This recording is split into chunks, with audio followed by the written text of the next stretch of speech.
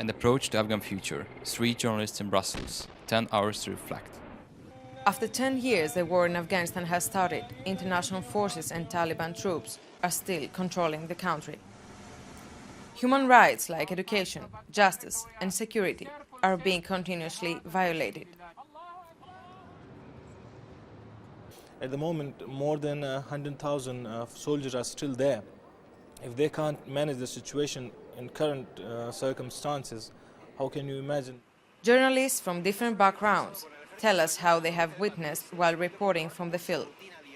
Every robbery, every murder, every raping for the last years in many parts of the country has been unpunished. Nobody paid for that.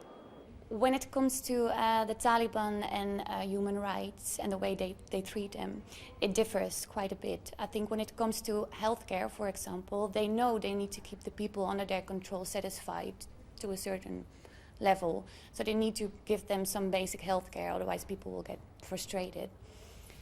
But when it comes to education and justice, these are very different.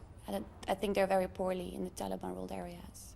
Taliban is not a unified force or an organized body. There are so many interests involved.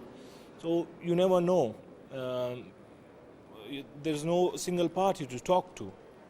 There are foreign influences, there are regional powers. They have their interests, they have their influence. So the answer to your question, whether the Afghan government can take care of the problems or the security issues, the answer would be no. At the moment, the Afghan government is not capable of at all. Will the situation change if foreign forces leave Afghanistan? I think I have a very pessimistic view on what will happen to Afghanistan, especially when the international forces leave. I think most likely history will repeat itself. There will be a power vacuum will evolve. Powerful men who are already in charge will become stronger. And I've heard women in Afghanistan say that it will be a choice between our rights, our human rights, and safety. And if it comes to that, we will choose safety. Personally, I'm optimistic for 2014. But it really depends on these 2 points: regional interests and the peace process. You know what the Afghans will tell you? What's the point of having schools for children and for girls especially, if I cannot trust the army, the international forces, to protect my children to be sent to school? Because, I mean, we're talking about rights for women, we're talking about civil rights, we're talking about democracy, we're talking about development, but the first priority of a state is to guarantee the security. And that's something international forces are not doing at all.